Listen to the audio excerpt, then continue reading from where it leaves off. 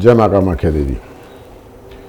मित्रों, मैं आचार्य सोमनाथ भारद्वाज आपका माँ कामाख्या परिवार में स्वागत करता हूँ और महामाई से ये दुआ करता हूँ कि आप सब सुखी रहें। पहले तो मैं आपका धन्यवाद करता हूँ कि आपने मेरा चैनल सब्सक्राइब किया, लाइक किया, शेयर किया।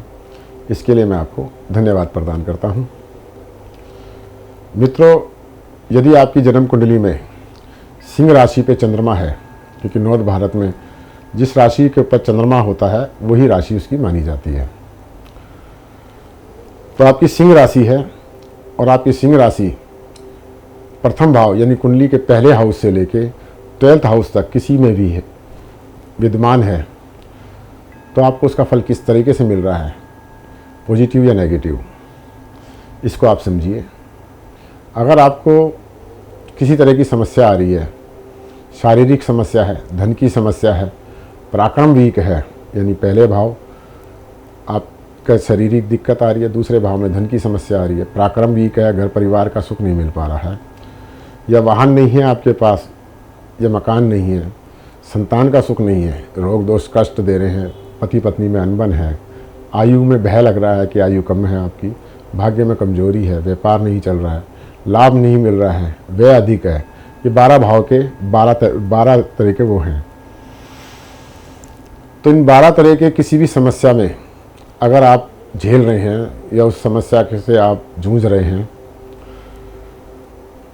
तो इन घरों के अंदर, किसी भी घर के अंदर अगर आपका सूर्य विद्यमान है और सिंह राशि है, तो आप उस समस्या से समाधान हेतु छोटे छोटे से सरल उपाय कर सकते हैं।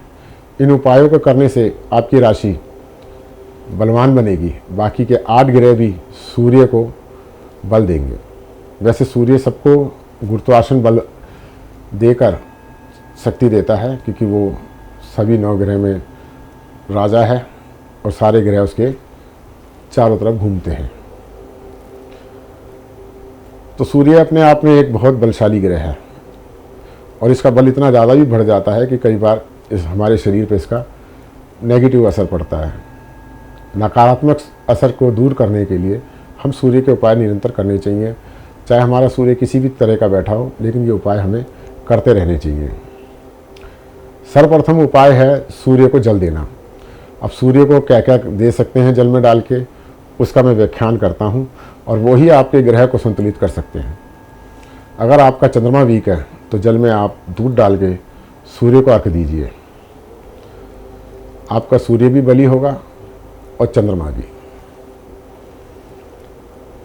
सूर्य के साथ में अगर आपका मंगल है या मंगल वीक चल रहा है या मंगल का प्रभाव सूर्य पे पड़ता है, तो आप जल में गुड़ डाल के सूर्य को अर्घ दें, तो आपका सूर्य और मंगल दोनों उत्तम हो जाएंगे।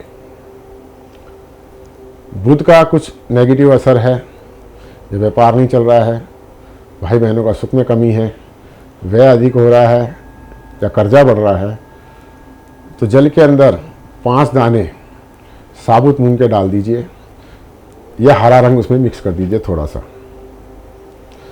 उत्तम है कि उसमें मूंग के दाने डाले जाएं, साबुत मूंग, और सूर्य को अर्घ दिए जाए।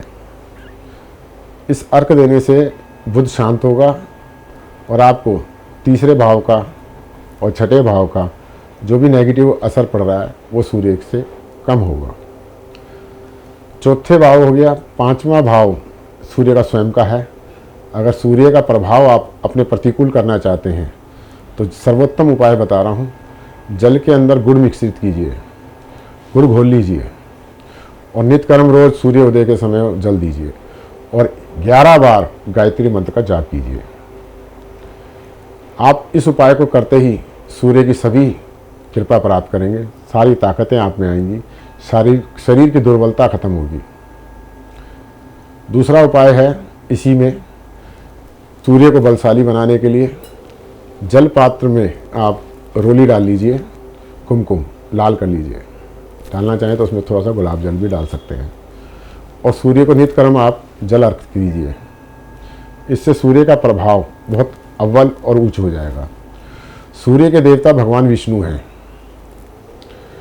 अगर आप पूर्णमासी के दिन, एकादशी के दिन या विष्णु पर्व के दिन भगवान विष्णु की पूजा करते हैं और भगवान विष्णु को लाल मसूर की दाल, गुड़ और सूर्य संबंधित गेहूँ आप दान में देते हैं, यानी चढ़ाते हैं, उन्हें भोग प्रसाद में देते हैं, तो सूर्य को बहुत अधिक बल मिलता है। और सूर्य के देवता जब प्रसन्न होते हैं तो आपके ऊपर तो आपको धन लक्ष्मी की प्राप्ति होती है।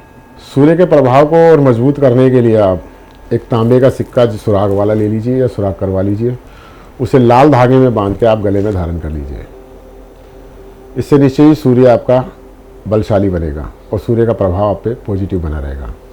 सबसे ज़रूरी उपाय, अगर आपके पिता हैं जो सूर्य के प्रभाव में हैं, यानी सूर्य कारक जो ग्रह है वो पिता को दर्शाता है, तो आप अपने पिता के नित्य कर्म चरण छुए।